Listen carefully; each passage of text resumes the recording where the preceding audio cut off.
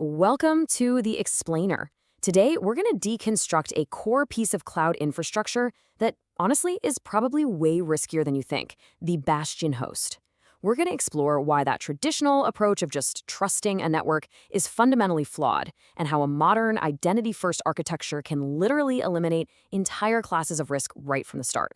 Okay, so let's just dive right in. For years, we've all relied on these bastions as our secure gateways, right? They're supposed to be that one single hardened door into our private fortress.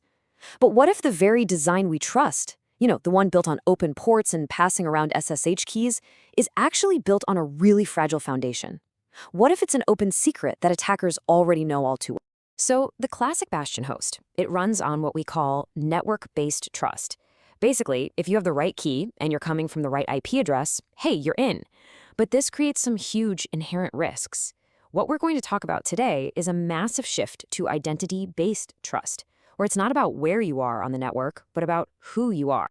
So let's start by looking at the real practical problems with that traditional approach. And I'm not talking about theoretical vulnerabilities here. I mean the everyday operational headaches that so many of us have to deal with. The biggest issue, the one that really starts it all, is that single open port, usually port 22, just sitting there, exposed to the entire internet. And that one problem creates a domino effect. Suddenly you're in the nightmare of managing and rotating SSH keys. You can't really tell who did what, and when someone leaves the company, it's a mad scramble to revoke their access. The root cause is this idea of implicit trust. If you can get to the network, you get a chance to break in. So what's the solution then? Well, it's not about building better firewalls or writing more and more complex IPLL lists. No, it's a complete change in philosophy.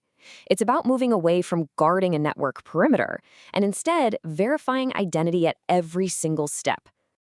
This right here, this is the mantra. This is the guiding principle for a modern, secure architecture.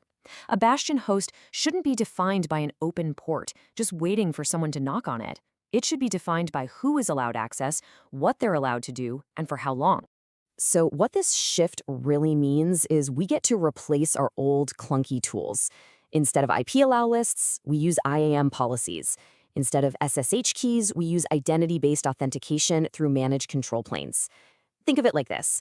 We're moving from a physical key that can be copied, lost, or stolen to a biometric ID that's unique to one person and can be revoked with a single click.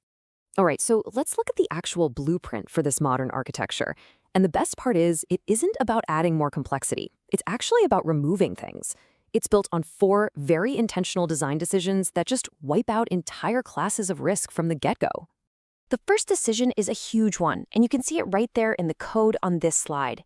Ingress equals 0. That's it. The Bastion exposes 0 inbound ports. Nothing can start a connection from the outside. No SSH, no public IP, no network entry point at all. It's simple, really. If it can't be reached, it can't be attacked. So you're probably wondering, okay, if there's no inbound access, how the heck do you connect to it? Well, instead of SSH, all access is handled by AWS Systems Manager, or SSM. The agent on the instance makes an outbound encrypted connection to the AWS control plane. You authenticate with your identity, AWS handles the session, and poof, the need for SSH keys is completely gone. And this is where it gets really, really powerful. Authorization is tied directly to your identity using IAM policies. You can grant access to specific users or roles for specific instances, maybe only those tagged for your production environment. And because it's all just IAM, access can be revoked instantly, and of course, you can require multi-factor authentication. And for the final piece of the puzzle, get this. The instance doesn't even need a route to the public internet. It uses VPC interface endpoints to talk directly and privately to the AWS services it needs, like SSM.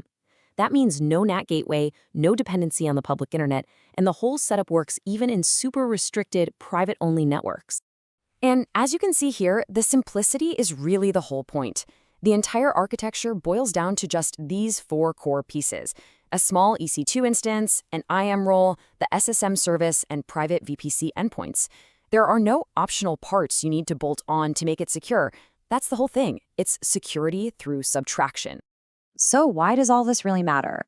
Well, the true value of any architecture isn't just how it works on a good day, it's how it behaves on a bad one. The real payoff here is what happens when things inevitably go wrong. Let's talk about a concept called blast radius. It's basically a measure of how much damage a single compromise, like someone stealing credentials, can cause.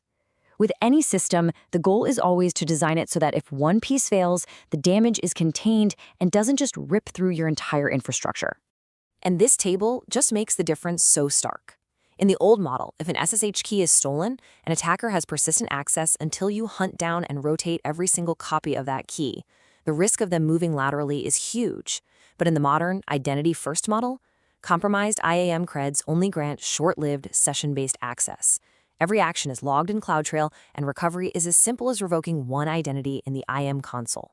Failure is contained, it's observable, and it's recoverable. This isn't just about building a better Bastion host. It's a strategic shift. It's a real, practical demonstration of zero-trust principles, turning what was once a weak point on your perimeter into a controlled, strategic access layer. So really, this all boils down to a core design philosophy. We move from guarding attack paths to just removing them. We accept that failures are going to happen, and we design systems to contain them, and we create defaults that are secure from the start. This is what building truly resilient systems is all about. And that kind of leaves us with a final thought. This identity-first model doesn't just apply to Bastion hosts. I want you to think about your databases, your internal services, your CI/CD pipelines. Where else are you just relying on a private network to provide security? Where else can you replace that implicit, flimsy trust with the explicit, verifiable, and auditable trust of an identity? That's really the question this whole architecture forces us to ask.